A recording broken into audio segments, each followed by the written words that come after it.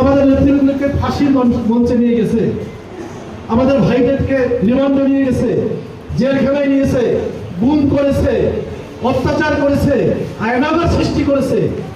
কিন্তু আমরা তৃপ্তি পেতাম। এ কথা বলি যে আমরা দেখেছি এই পৃথিবীতে যত নবী এবং রাসূল আছে তাদেরকেও এরকমের ষড়যন্ত্রের, অপবাদের এবং তাদেরকেও এইভাবে আঘাত করা হয়েছে, তাদেরকেও মারধর করা হয়েছে, তাদেরকেও ফাঁসির মঞ্চে যেতে হয়েছে।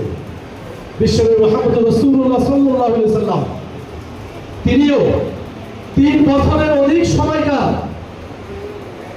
জেলখানায় ছিলেন। আপনারা ইতিহাস জানেন।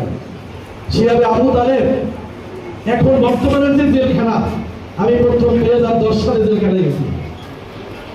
এদের 2010 সালে কষ্ট হয়েছে, এরপরে খাইতে অভ্যস্ত হয়ে গেছে, অসুবিধা হয় না। অর্থাৎ ক্ষুধার যে তাড়না, ক্ষুধার যে কষ্ট, সেটা আমরা অনুভব করতে পারিনি। কিন্তু শিয়াবে আবু তালেবের যে জেলখানা ছিল সেখানে খাদ্য পরিবেশ করতে দেওয়া হয়নি। কাকে রাখা হয়েছে? এই পৃথিবীর সর্বশ্রেষ্ঠ মানুষ, যার সম্পর্কে আল্লাহ সুবহানাহু ওয়া তাআলা বলেছেন, ওমা আরসালনাকা ইল্লা রাহমাতাল লিল আলামিন, লাকাদ কানা লাকুম ফি রাসূলিল্লাহি উসওয়াতুন হাসানাহ, ইন্নাকা লাআলা খুলুকিন আযীম।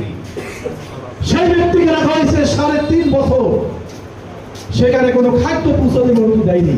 তার অপরাধ কি ছিল?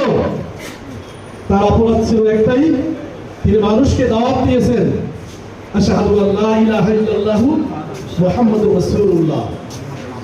মানুষকে বলেছেন যে তোমরা বলো, তোমরা সাক্ষ্য দাও যে আল্লাহ ছাড়া কোনো ইলাহ নাই, আল্লাহ ছাড়া কোনো হুকুমদাতা নাই, আইনদাতা নাই, বিধানদাতা নাই।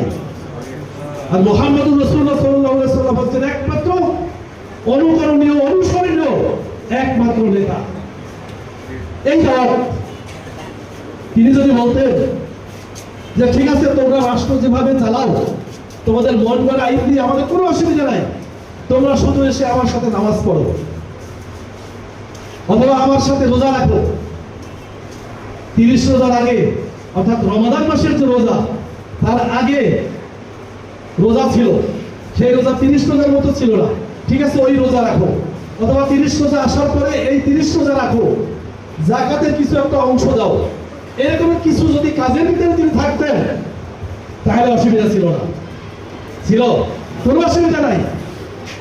বর্তমান যুগেও যারা সালাত শুধু আদায় করে মসজিদে যে, অথবা সালাতের বিভিন্ন জায়গায় দাওয়াত দেওয়া হয়, সেখানে তো যে তাদের ক্ষমতা পরিবর্তনের কোনো